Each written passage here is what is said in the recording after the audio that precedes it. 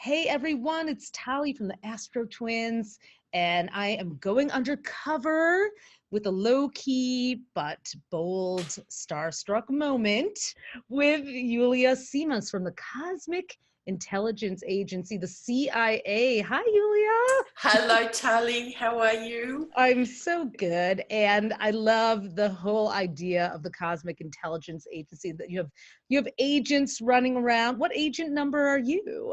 I'm 12. Well, perfect for the zodiac I there. was born on the 12th of March, though, so I kind of think, but so many people ask for 12, and it's like, sorry, it's taken. It's taken. I'm one of the It's founders taken. of this thing. Yeah, Hey, yeah, yeah, tell us a yeah. little bit about the CIA. Well, it started in my head as an idea just for getting astrology, I suppose, out there. Helping astrology be out there, because all the good astrology, when I was studying, all the good astrology seemed to be in our kind of conferences and in our newsletters, and there wasn't enough of that online.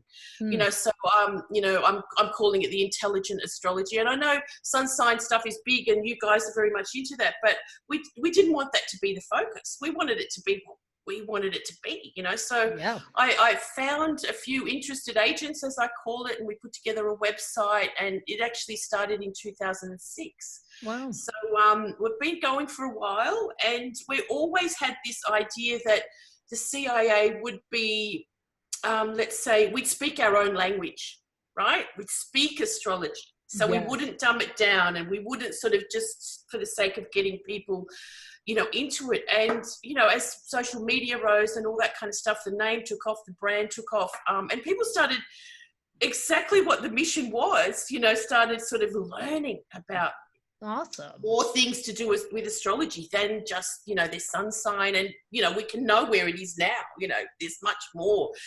Sun sign's still a big part of astrology, isn't it? It's And the beginning of it, and then it's a once you start to beginning, get yeah. into it, you do. I Yeah. mean, I've had so many talks where I've felt like I love it because I've been like sitting there with astro geek friends, and we're like, oh my God, we are literally speaking our own language. Exactly. And, Yeah. we have people watching Yeah. who are brand new to astrology and people Yeah. who have taken a There's plunge. so many levels. Yeah. So it's like, where do you want to be in that? And we just thought, well, if people understand the language, they're going to value it a lot more instead. Yeah. And then learning it, like how much they can learn along the way. So it's kind of the mission, as I said, I love to it. You're turn more taking it, people on. you really have already. I'm sure you have been an informant, if you will, and informed so many things, of the apps that are out now, and the fact that people, don't just say, I'm a Sagittarius sun. I'm a Sagittarius sun, Scorpio moon, Capricorn Yeah. rising, Yeah. and my Venus is Yeah,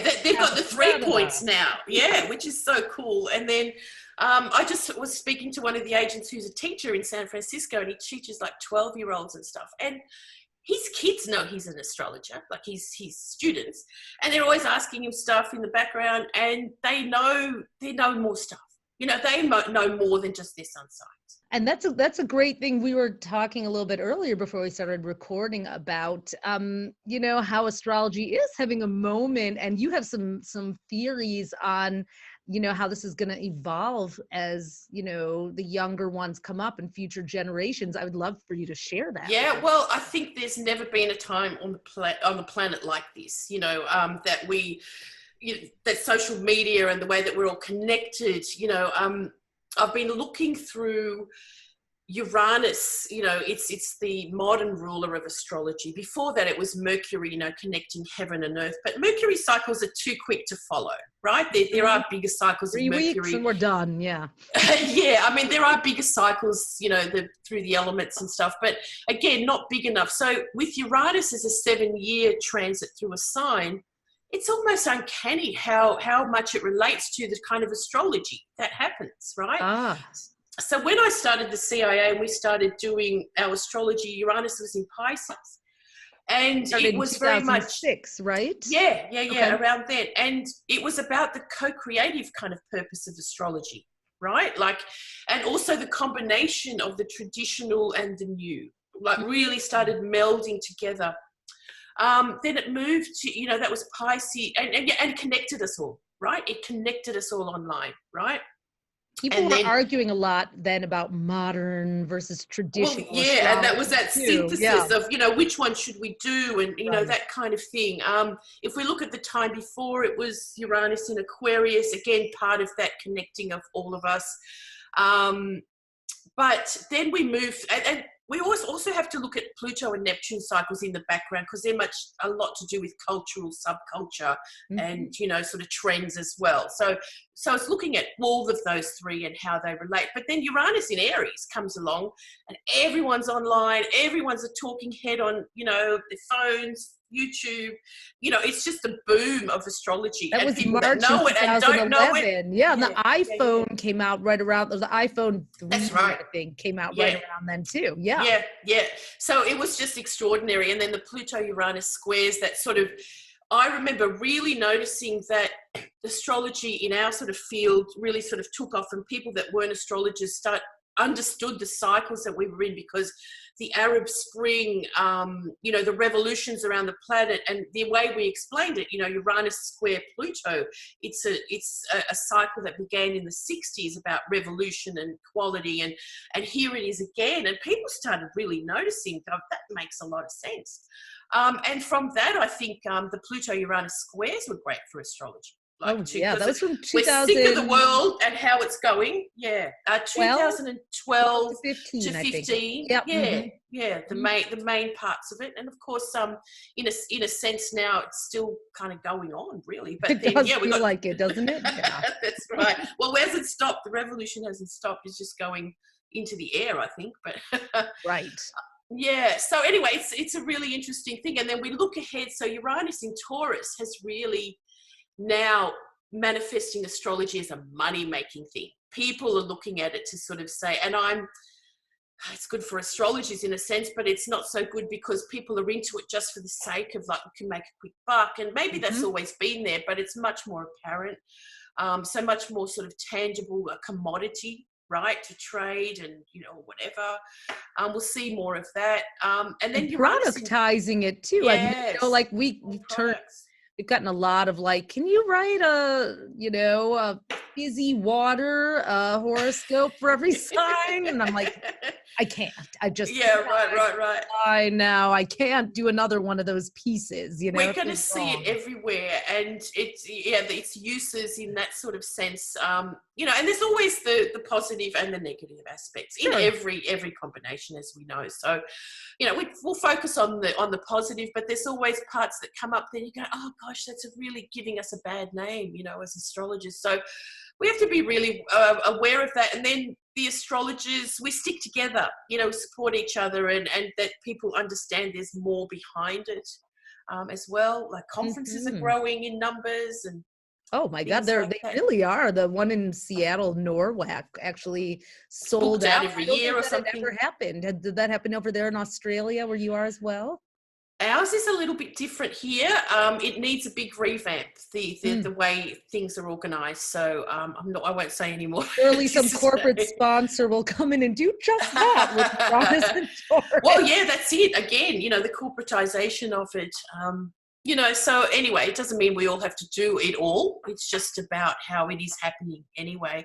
And then Uranus in Gemini, I could really see it sort of being taught to the younger ones as the millennials become parents. Imagine Uranus in Gemini, Uranus in Cancer. They'll be learning it at home. Oh my God. Right? Like the parents will pass it on, Well, maybe everyone will have a family tartan, they'll have a family zodiac, like composite chart on a flag or something hanging up.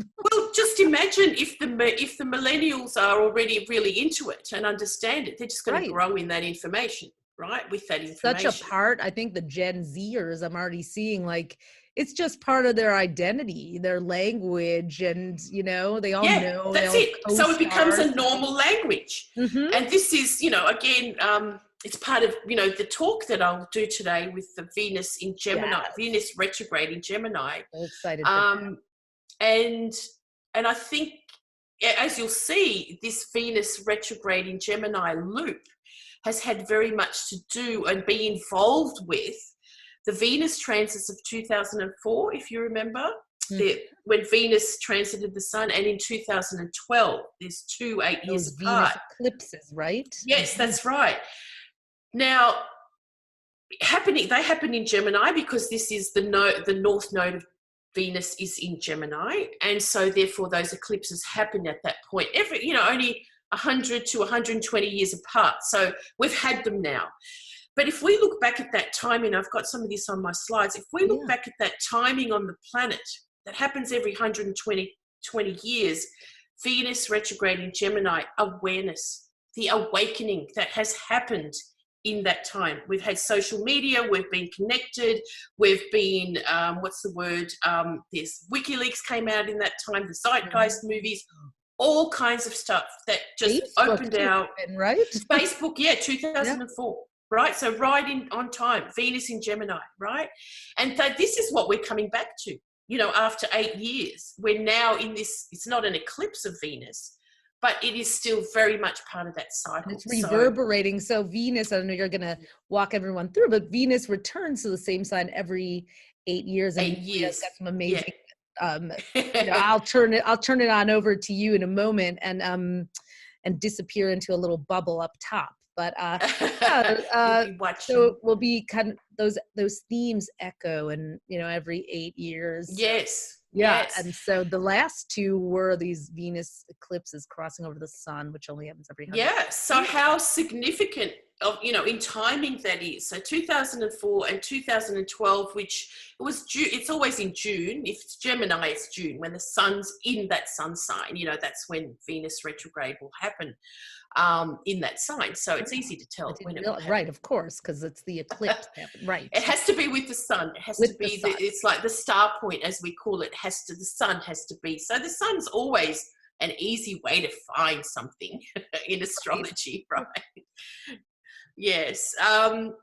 Anyway, yeah. So I've put together something that will kind of really invite us to look into 2020 through Venus and sort of recognize what part of the story it's now sort of telling us, I suppose. Well, I am so excited for that. I'm going to put you on the main view because you have that amazing background too.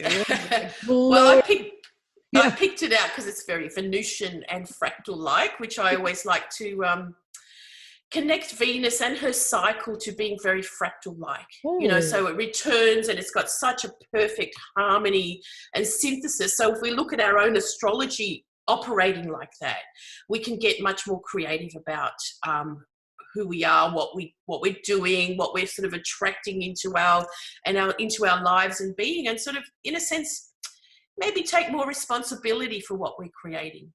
Because it's going to come back in 8 years anyways. So the whole there's a bit.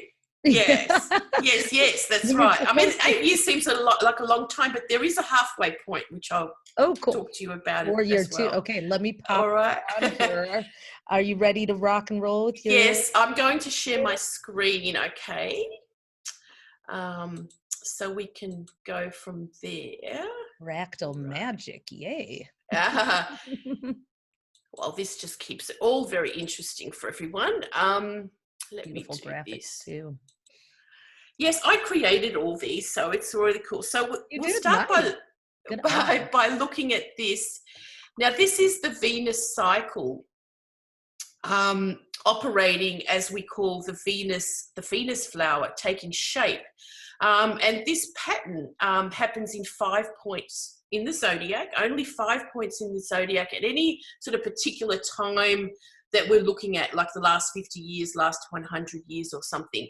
And these loops are actually, so there's one petal and then 8 petals kind of join to make this 5 petals join to make this 5-pointed flower, really. And then in the middle is a star, and these are all the retrograde points. Okay. Oh, cool. So it does remind you that astrology is always connecting us to the rhythm of life, the thing that doesn't stop, right? Like some transits maybe will only have once in a lifetime, like Pluto crossing the ascendant or something, but some are always repeating, like the moon cycle and the phases and Venus and Mercury, and and the loops of those are really, really interesting to follow. So the 5 points oh, I've lost a star here, but there's only 5. Hang on, actually, it's on Where did this that next star one. That's go? right. There you go. It was on the next slide. So just as we head into the retrograde loop of that will happen in Gemini in June 2020, what we've got to be reminded of is that there's 5 points in the zodiac that Venus will retrograde, okay? And only 5 places. So one of them being Scorpio, that was the last retrograde, so early Scorpio. Some of you might remember the end of October 2018 and that retrograde. And then the next retrograde is in a sense connected to it because it's Venus. It's Venus telling her story, you know, it's playing out the story for you. So where is early Scorpio in your chart?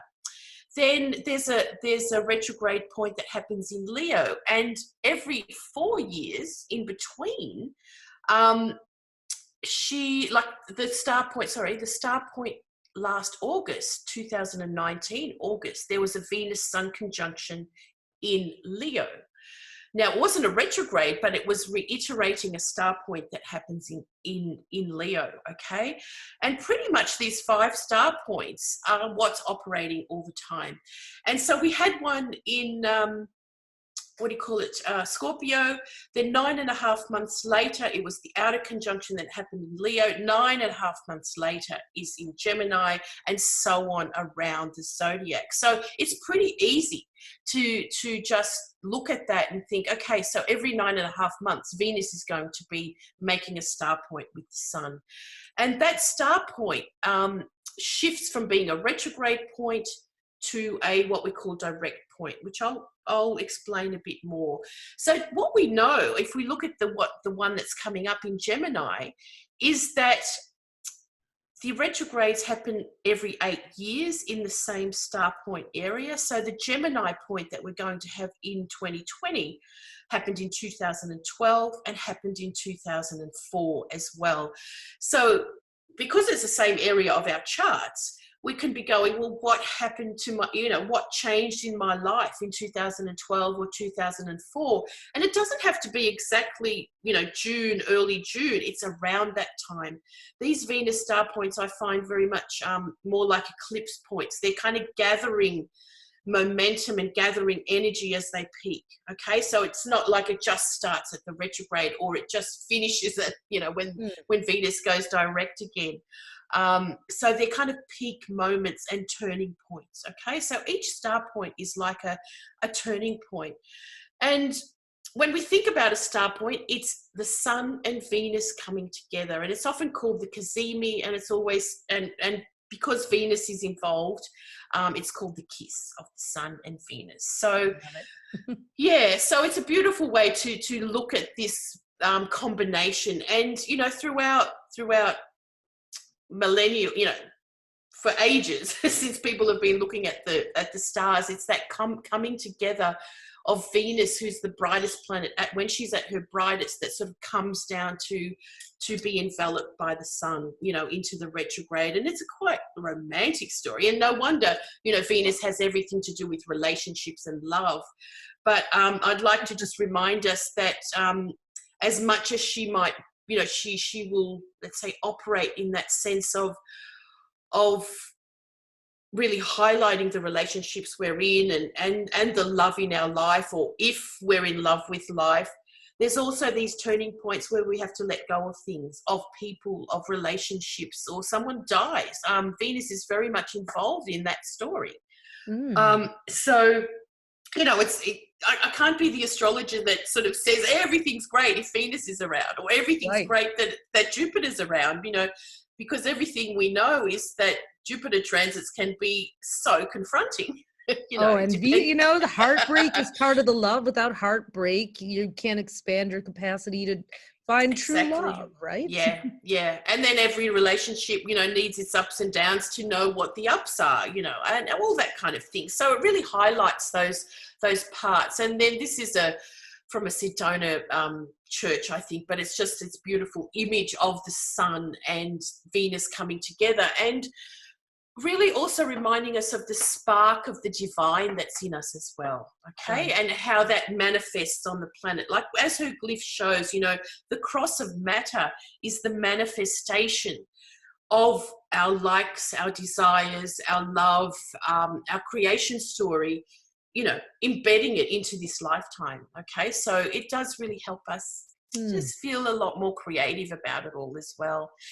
So now this is an astronomical view of Venus around the sun, okay, with the Earth here. So as she comes down to retrograde, she comes between the sun and the Earth, as many of us would know, and it's called the interior conjunction.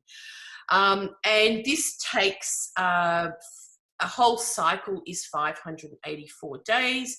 But then the next part is, so after her retrograde, she's an evening star. She comes down, she's very bright in her crescent phase, and then she falls into the sun. And then she appears again as and quickly comes out, let's say, to brightness as well. And then she move around behind the sun from our perspective, okay? And we never see Venus in her full light. It's almost like she goes behind the sun to undress. Right, so modest, that Venus. Yeah. So there's something very as important as the retrograde in her position here. Okay, so when she goes behind the sun, but we don't see her. We don't see her for the longest time, and this happens 9.5 months after the retrograde. But it reiterates the start point. Okay, so if we're looking at this Gemini star point coming up in June 2020, we also want to look at June 2016, as well as 2012, as well as 2008, because it's all part of the story. So as Venus jumps around back and forth, you know, from retrograde to direct every 9.5 months, every 4 years she'll be in the same spot of the zodiac. You know, so the Gemini repeats. So it's an important part to remember as part of the Gemini star point, as I'd call it. Okay, so yeah, so again, the 5 points, the current points of the Venus star, you know, they're just really good. You know, like print it out or take a screen grab or something and just have it, you know, in your office or whatever, just to remind yourself. So I always encourage people. Yeah, right. Or encourage people to put the 5 points in their astrology charts, right? And so when I read astrology, I will just have those points in mind. Like, is there something being triggered off that, you know, can connect me to, you know, a bigger part of the story? So again, every 9.5 months, we're going to have one of these star points oscillating from retrograde to direct, and retrograde, and so on. So I hope this isn't too advanced for most of you. It's pretty simple. So that's great. I'll jump in and ask some clarifying questions after, but this is it is a complicated thing, but it's also, you'll see that there's patterns for those. That's right. It's all about the patterns, all about finding the patterns. So, I mean, for some of us, one of those points might be much more connected to a personal angle or a sun or the moon or even Venus, and they will be more significant for you. Okay, so we're all going to have more significant points in our charts. Okay, so not the Gemini point might not be as significant for everybody, although we know every retrograde is doing, like, as if you can see, there's only 5 places in the whole chart that Venus does her stuff. Yeah. Then we might want to pay more attention to what she's doing, what houses that is in, and that kind of thing, of course, right? So everyone can look at their chart and see, do you have, and where's 14 degrees Gemini in your chart, you know? So that's the most significant one we're going to concentrate on this time. So again, let's look back the last times. So the retrograde will happen at 14 degrees in 2020. The last time it was retrograde there was 2012, and it was 16 degrees, and the time before was 2004 at 18. And you can see that the degrees are moving slowly backwards, and that's what Venus does. The whole star just moves slowly backwards in our like charts. A dial, and it's like 2 degrees back, and back. So. That's right, 2 degrees back every full cycle, 2 degrees back, and some of the points just oscillate for a bit. So if you've got a point that's really targeting a big place in your chart, though all of these points now, the 4 years back, will also be important. Okay. Incidentally, I have Saturn at 17 degrees Gemini, and There you my go. husband in 2008. So there you go. And see, it wasn't a retrograde; it was the other star point, other right? side of it. Yep. Mm-hmm. And again, so the Venus story there at the other side of the sun, although it's not, a retrograde loop, it's still a really, really big part of connecting the dots. Okay, so connecting the dots. It's again also, like as I've got written at the bottom there, the perspective shifts of the same story. So Venus looking at it from a retrograde perspective and maybe more of a new phase, let's say, or a new beginning, to the outer point, which is much more kind of mature and looking back at life and having, in a sense, more of a divine view, or a fully, like, I know my Venus at this place because I'm fully exposed and I'm with the gods, right?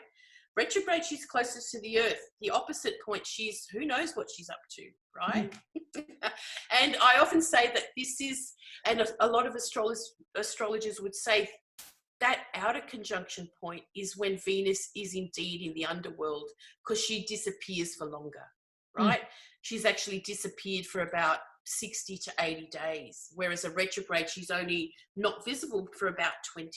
Okay, so there's a big, we do a lot of work with that now, the whole cycle of Venus and all her steps into the underworld. So every 4 years approximately, there'll be that almost like the same kind of Venus, the full Venus phase is also. Yeah, well, hang on. It's actually every 9.5, like every cycle, she will, so every 1.9, every 19 months, she spends a time in the underworld, but it's over here. This is a quick readjusting loop, okay? And we get a lot of people saying that this is her underground story, underworld story here. But this was part of my research when I looked into it. I went, but Venus has actually not disappeared for that long at this position. She comes down and then she's out again. But over here, she's gone for 80 days. And this is the steps that Inanna takes over 7 months along here to get into the underworld and come out again. The goddess. So this is a story for another time, because it's quite. I'm coming up for a fireside chat on that. Yeah, right. Anyway, it's really there's quite a few of us kind of working on that. It's this shamanic view of Venus, actually, the whole Venus cycle. With the goddess Inanna, then? Yes, that's right. Okay. Yeah. So just again, reiterating that outer conjunction point, we can be, as astrologers, quite ignorant of that, where in fact it's actually really, really significant. Okay, so that 4-year point, we talk about the 8-year retrograde. It's really powerful and even so interesting, because it's like, is that also a flip from morning to evening star? Yes, that's right. That's right. That's when she turns into the evening star, and from the retrograde, she turns into the morning star. So that, again, is another story. Right. If you're born with morning star Venus or evening star Venus, and what phase Venus is in your astrology chart. Again, I've done day workshops on all of this. Oh, my God. There's a lot of work here, and Guessing it's a real over immersion. Venus, the new thing. That's what we'll be doing in 2020. Yes. Yes. So anyway, now let's just focus on Venus and Gemini. We know all it's going to the retrograde will happen between 13th of May and the 25th of June. So it's about 42 days, but the 40 days and 40 nights of Venus retrograde we've all heard about. So what you want to know is where 21 degrees or 22 degrees of Gemini is, and around 4 degrees of Gemini, because that's the zone that this retrograde will happen in. And a reminder that all the, let's say, the symbols of Venus, from the manifesting, glyph about, manifesting. She's very earthy, but she brings the divine down to earth. Okay, it's about devotion. The rosary beads have 5 points on I didn't even know what you call it. I gave up my religion a while ago. The bead. Yeah. Bead. Rosary beads. That's it. Right. The rosary beads. Then the copper metal is the metal associated with Venus to remind us of how she is a conductor of energy, right? So she conducts, especially to do with, you need copper to help conduct and move energy. So if we think about Venus in our charts as well, whatever she's doing, she's not just about love and relationship, she's kind of conducting the creative show. As very much like, she's very moony like that, because she has phases, as we saw as well. So she's feminine and she's moony, right? She's got phases. Of course, the beauty goddess, love, what we find attractive, the pain of love, all of those things come into it. And then the 5-pointed star that she makes is the specialness about things, the specialness of ourselves as well, the gifts that we have, how we value, how we are, or how unique we are. And of course, the 5-pointed pentacle, it brings in the magic of it all, the magic principles of how we live, make magical lives, magical thinking, and that's becoming much more apparent, isn't it? And of course, isn't it? And then you can see the glyph very much represent, looking at ourselves, and again, how much what we like ourselves. So Venus retrogrades can be very much adjusting that, oh, I've been awful, or I've been a bitch, or I haven't been looking after myself. So it's, again, it's as personal as it is as about relationships as well. And then the cycle is represented by the peace sign in the middle as well. I love that.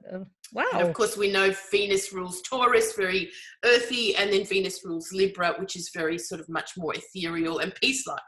So she's got it all, like it's an incredibly strong symbolism of everything there. And then Gemini, I think we all understand a lot about Gemini, but I've just kind of put in a whole lot of notes behind there. I won't read them all, but we know it is all about learning. It's about communicating. Its ruler is Mercury, so it's the combination of those things. So, how we want to know things, how aware we are. Okay. And I mean, there's just so much in there, isn't there? It's great. I think people are going to want to go through and pause and look through all these amazing slides, if we forget, because we're, obsessing over these things all day, but like, this is amazing information here. Yeah. So it's about the processes of learning, awareness, communication, and how we are in the environment that we are, how we process, what we're taking in, like, all the time. So I mean, the world and the internet and social media and everything, it's so Gemini, isn't it? It's just so like Gemini. What are we taking in? Being in two places at once, not knowing what to think, what's true, what's real, what's, right. So we really have to be very, very aware of what we're processing. And of course, the polarity signs are very important in astrology. So Gemini is the opposite of Sagittarius. So with all of that coming in, we have to process our own thing and believe, what we do. But again, we're relearning so much. All of us, on the planet are relearning so much, again, about what's the truth, what should we know, there has never been a time like that. And then, I know I think you're going to talk about it too, but yes. Eclipses there too coming. Yeah. Well, talking about this Venus in Gemini retrograde, some of you would remember the Venus transits, as we call them, the eclipse points, when Venus moves over the face of the sun, and she only does that every 105 and 120 year sort of cycles. So they're really big cycles on the planet, and they happen 8 years apart, twice in that sort of time frame. So we had one 2004, and so there's the Gemini star points, and 2012, and we can just quickly think about and I did this kind of research at the time because I was just so interested in it. Yeah.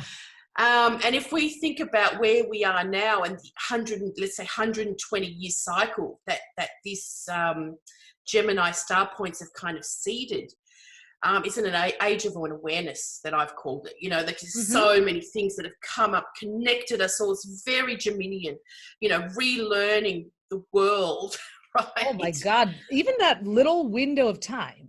And from 2000, I remember talking about the Mayan calendar to people in 2004, and they were like, what are you, you're crazy. And then by 27, I was like, did you hear about this Mayan calendar? I was like, exactly. Yes, I did, but you didn't believe me. And, That's right. you know. Yeah, so the information highway, you know, opened up, and it's just, you know, so big part of it. But if we look at the white points, which is when the star point happened in Gemini, because it happens in Sagittarius every other 120 years, right? So it's only happening in those two signs over this 4,000 year cycle, I think. But it's like we're in the Renaissance again. We've often talked about, you know, how astrology is in a Renaissance, right? You know, where astrology was very big in the Renaissance, right? And so now, you know, and then the age of enlightenment, relearning things, you know. So the Gemini star points really invite this new age of awareness, and that's what we're in now. And anyway, it's a really, really fascinating cycle to talk about. And everything's flourishing and blossoming, almost in that sense. It's like, whoa, how can we even contain this, you know? Yeah. Or should we? And the interesting thing, like when you put 120 and 108 years together, it's like, so one of these loops, like a complete loop from there to there, is 248 years, which is a Pluto cycle as well. Yeah. So it's all connected. And then I've just put this kind of time frame together, and I won't read it all out, but have a look at what happened in that time frame to change our awareness and the state of the planet. So Facebook began, YouTube, Eris was discovered, that actually shifted the idea of the pantheon of planets that we use, right? Or as well as, you know, it demoted Pluto eventually, but it gave the rise to Ceres and Eris and all this feminine energy back into the zodiac as well, or back into what we use. Yes, for the Venus over that Venus. Yes, yes. You know, where's the feminine energy? You know, that we need much more of, and we have seen that develop so much as well in that time. Like, you know, the asteroid astrology that incorporates Vesta and Juno that has sort of risen since. Have you tracked all of it? You know, again, it's sort of opened a big box of so many more things for us to consider. The book Cosmos and Psyche by Rick Tarnas, that came out in 2005. I remember just as I graduated astrology, and it was a big book for non-astrologers as well. So it was, you know, I mean, there's a lot of other things. I'm just picking out a few things. Give me that book who were like into astrology, but now here you go. Yeah. So. Well, it's amazing reference as well, and it really shows how astrology can help us define certain ages through through astrological cycles. You know, it was a mammoth work. I think that took him 30 years to write. Had to. So give it a lot of time, but it's fantastic. And then the books like The Secret, Messages in Water, The Intention Experiment, all about how our minds work to shape our reality, and, you know, all that sort of information. That there's been so much more about that in that time frame, as well as the Zeitgeist movies that really sort of changed our idea about money and banking systems, and Bitcoin, WikiLeaks. I mean, it's so awakening, isn't it? All of these things, and we're still in that sort of, it's not going to stop now, but that was this amazing awakening, right? Social media truly exploded inside of the Venus and Gemini eclipse there in 2004. And so Venus, you know, being how we connect for those who are newer to astrology, and socialize as well. Are we connect as people, in Gemini being the digital mobile devices and that's incredible. So I mean, again, there's a lot more in all of that, but and then, I mean, I just love the words woke and stay woke, that, you know, I think they also started around then. So you know, again, the awareness that arose in this Gemini Venus retrograde star point, which is coming back. Okay, so we You can could use look some ahead. awareness now, I'd say. Well, it's like, what are we going to do with it all? And we're on that road, of course, but there's a lot more to come. Tali, you probably know that there's a lot more air coming into the picture in the 2020s with Yes. Saturn in Aquarius, a Jupiter-Saturn cycle beginning in Aquarius, a few other things, and Pluto into Aquarius. So we're kind of going into like, what are we going to do with how connected we are, technology. It opens up so many other kind of philosophical It things sure about does. it, doesn't it? Anyway, this retrograde will be pretty big because there's eclipses also happening at that time. So again, be prepared where this Gemini retrograde is going to happen, but do your homework and think about what was happening for you in 2016, 12, like just in regard to Donald Trump, his presidential campaign to run for president. Well, it didn't start, but it was launched in 2016. It actually picked up. It did in 20. Like I remember. Yeah. Well, that's when he said, "That's my campaign." That's it. So how that's going to shift now, will be very telling by June. I predicted by June 2020. Okay. The retrograde, I thought it would just be interesting to look at one person, Greta Thunberg. We don't have her time of astrology, but she has her nodal axis and Pluto and Saturn very much involved in that Gemini retrograde. And I don't know if some of your viewers would follow Bitcoin, but the third halving is also going to happen. And it's interesting. It's a Gemini thing, and it happens in these 4 years, right? So Gemini, the jewel sign, halving, it's quite, wow. Don't you love what comes up when you look at astrology? This is where this is how you turn into an astro geek, everyone. Just start looking back over historical cycles. You will see the patterns, and they're not. Yes. Now I've gone too far. But anyway, so if we think about just a retrograde being, again, how many words and myths are about the 40 days and 40 nights of this trial that we go through, what it's going to be about. We don't have to think biblically about it, but, all these kind of things that emphasize the 40 days and 40 nights.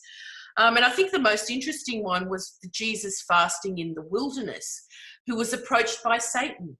And Venus was actually looked at to be quite a malefic, energy. And we can look back at that and the divine feminine being sort of put down by the church pretty much, right? Evil Jezebels. Yeah, and then again, so there's something about that, about the divine feminine coming back, onto the planet and not taking over, but being equal to what the patriarchy has been like for, you can think of the Gemini forever. Sort of as the gender neutralizer in some ways too. Mm-hmm. And we're equal. All air signs are about equality.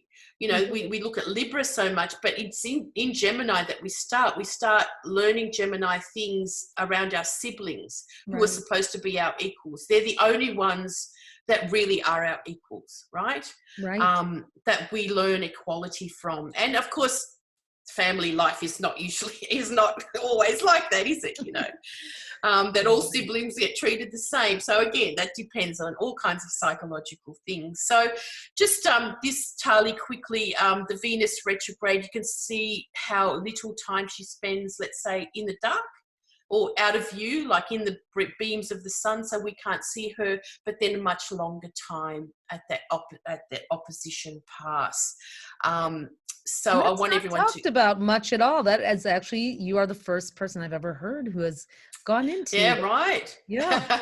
There'd be a lot of my peers that would be, well, they've been talking about it, but we've been doing it for ages, let's say. Obsessed with Venus, but I haven't gotten into the opposite point. So wow. Yeah. Anyway, so now just quickly, let's look at Greta's chart. the retrograde is actually pretty much starting on her Saturn and finishing up near her nodes, and then opposite the Pluto. So she's already a big highlight. There's no, what's heading up for her next year. Let's keep an eye on her. We don't know her birth time, so we don't really know where her moon is placed. This is just a 0 Aries chart, but just an example. So find Gemini in your charts, everyone, and have a look at this zone, what's in there.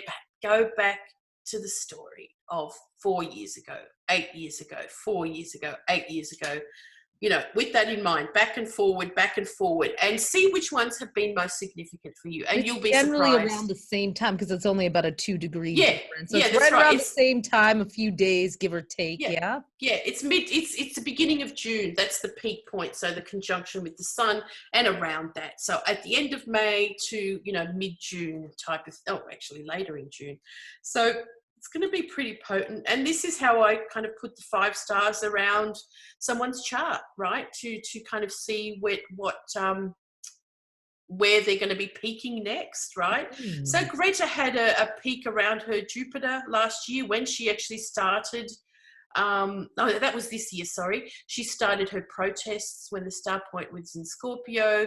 You kind of wonder, is she a little Scorpio rising? I think she's a Virgo rising, actually, but anyway. Well, she's got that Mars and Venus in Scorpio, I see. Yeah, I also have in my chart, so I'll connect to that way. Yeah, anyway, so this is the way I sort of, complete the story, and she's got a point around her Capricorn planets as well. So she's a little star, and so it's really interesting to see where those points are in your chart and where they will be in your lifetime, really. And over a lifetime, let's say you live 8 years, the star is only going to move about 20 degrees. Okay, so there's a zone, I'll call it the Venus star zones, that are really, really interesting to follow. So if we've got a bit more time, I just want to kind of finish up with, again, getting into the rhythm of Venus and the cycle of Venus and how her perpetual cycle in the heavens is reflected in our astrology charts. Like to take that on as it doesn't just happen once. It's connected to a lot more that's happening in your life than just one shitty retrograde or one fantastic one or whatever, right? So if we look at the cycle, one cycle is 1.6 years. That's not 1.5 years, it's 1.6, which is 19 months, which is 584 days. And many of us would know that the 1.6 ratio is the divine ratio. Okay, so when we divide, say a little more about that. I don't know. I've got some more on that. I just wanted to. So 365 into 584 days. So 365 is the Earth cycle, the Venus cycle. Their combination is 1.6. 5 cycles in 8 years is also 1.6. So she does 5 full cycles in 8, throughout 8 years. And she does 13 revolutions. She's a very small, the Earth revolves every day, but Venus only revolves 13 times in 8 years. So she's very slow. And she actually has the, east is west over there and west is east if you were on Venus, but you couldn't be because she's too hot anyway. She takes her time to get ready, to twirl. So have a think about the 1.6 ratio is what we know as the golden mean or the phi ratio, and the divine proportion and sacred geometry that, again, sacred geometry has become so significant also in the part, connecting people together. Astrology is sacred geometry, right? It is. And so the divine ratio that Venus represents, she actually does in the sky. And then we see that in nature all over the place. Like artists use these divine proportions to draw beautiful paintings in the right ratio. So it looked fantastic and just had the right proportions. So then we can see it, the divine ratio, which is the Nautilus shell spiral. The spiral is also a ratio of 1.6. And we have So Sorry. cool. Venus, you golden mean you. Yes, and so we see her proportion and this ratio sort of in nature everywhere, from cyclones to the cosmos forming, sunflower, plants, and this nautilus shell as well, which has this 1.6 ratio as every little piece of it is formed that comes out, which is what I was looking at. And then have a look at the word spiral and spiritual, Yes. to connect ourselves, to a more spiritual existence and life. That's why astrology is so good at connecting us to that. And then the Fibonacci sequence is also included, because the Fibonacci sequence is that division of numbers that then relate to a 1.6 ratio as we keep going. And anyone that's interested in this can find out much more about that on the internet, because it's just so fascinating and so thrilling. What a rabbit hole, but yeah. I know. So there's the 1.6 again, the unfolding of the spiral. So if we look at Venus and her kind of cycles through our astrology charts, she's always in this rhythm and ratio, and it's about, again, the creation of life, the creation of our story, right? And so I've developed this over the years because I just kind of wanted to tell this story to get amazing, more people, Julija. People more into how astrology and the cycles of the planets, and especially Venus in this point, and all of them have incredible cycles and their connections, the cycles and how they're connected. Things like, psychedelic journeys and DMT show those same fractal patterns. Don't they? Yeah, that's what we see when we're on. That's, the background's a bit like that for, I picked it. So think about that, and, the proportions of the body and the divine ratio of our human self. So with Venus retrogrades or Venus, we can sense and we can look into deeper where things may be out of balance or not, kind of in tune, let's say. So it is about creating the rhythm and the tune that, makes our life sing, I suppose. And look, you can go on like these, the angles, and, there's just so much more in it. And then again, I just like to remind everyone that is like a fractal forming, forever forming in our astrology charts, and keeps going, repeating. It's eternal. Even looking at it, at the Venus cycle that we were born into, and how it will repeat when we've gone. Like we've been born into a bigger cycles, right? We've been born into cycles to do with the family, cycles to do with, the neighbor, whatever.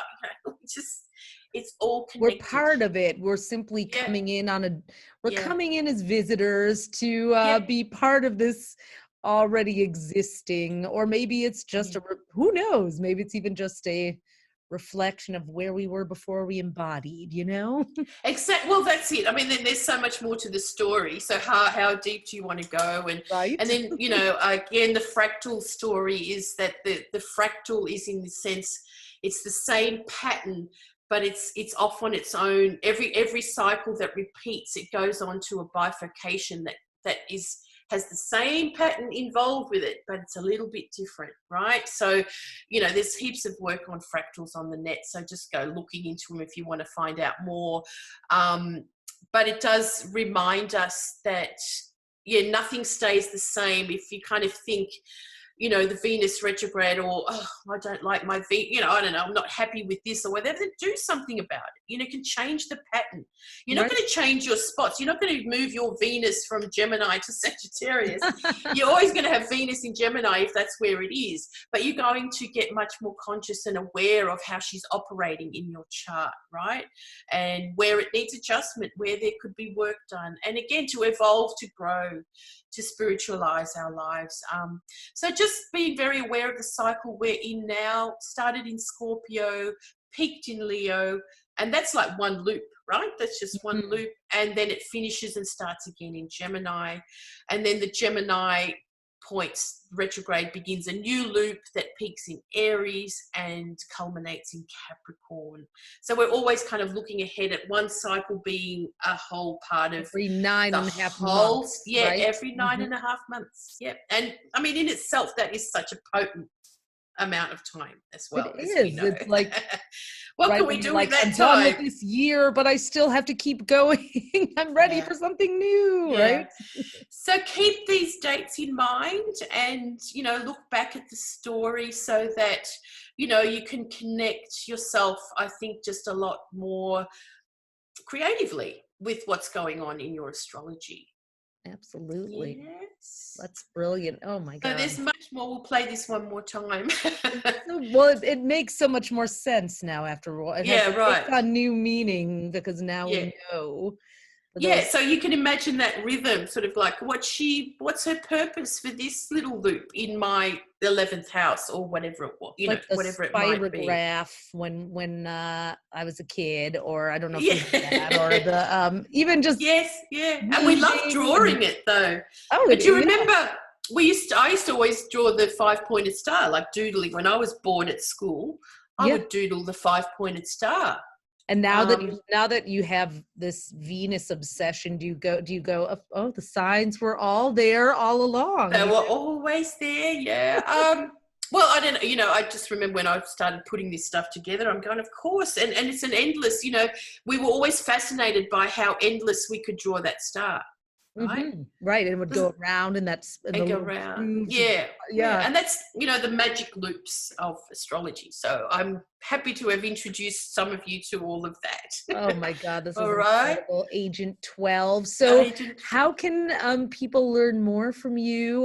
What are, I know you're going to have some new wannabe undercover or now that you're, agents. Well, we welcome let's say all kinds of people to be an agent, but what you have to do is you have to, let's say, pledge a mission. Like, what will you do for and with the CIA? Okay, so we have a lot of agents join up, but then they don't complete their missions, and we in the end sort of not forget about them, but really, if you're not up with it, if you're not up with us, then sleeper cells. Sorry. Yeah, that's it. It's like, it's an agency that really wants to work and come up with ideas of, again, how to operate, how to put things out, just again, we call them missions. We have retreats and we do. I was going to ask, do you online have retreats? Are they mostly in Australia, or are they around At the this world? point, we've had a few gatherings in New York and Colorado. I think, was it last year?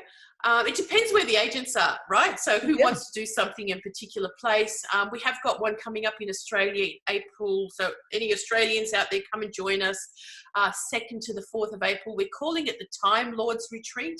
Oh, cool. So we're going to be looking at all kinds of Time Lord systems to, look at more. Yeah, well, from those for Daria to I'm just trying to remember all the others. Anyway, it's a great program. So come along if you can.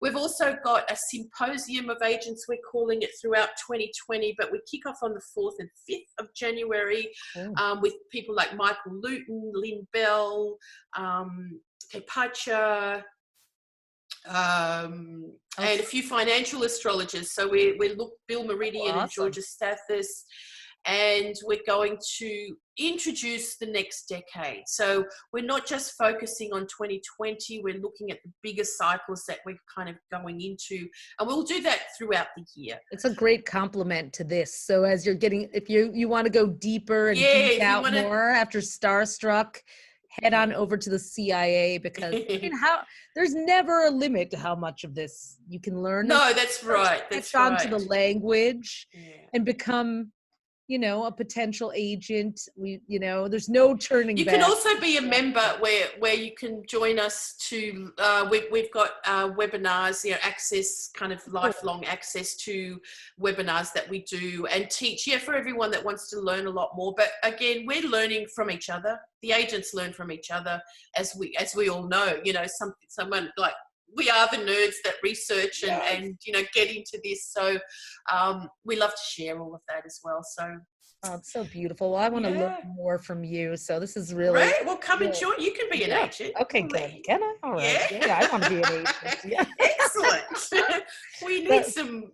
Yeah. You know, little astro twin. I've got a few more tricks besides sun signs up my sleeve. I just happen to write about them all the time. I'm sure you have. Yeah. Well, it's like, you know, that's the work that you're doing and stuff. And I love that being invited by the Astro Twins and talking about Venus in Gemini as well. It's so great. It's Twins. so wonderful to connect to you. That's, you know, so, well, everybody, you know where to find her, Julija Simas. And thank you so much. It was amazing to do this. I'm going to go and have a fractalicious moment now. Thank you, Tali. All Thank the best you, to everyone, and have a great year ahead. Have a great year, everyone.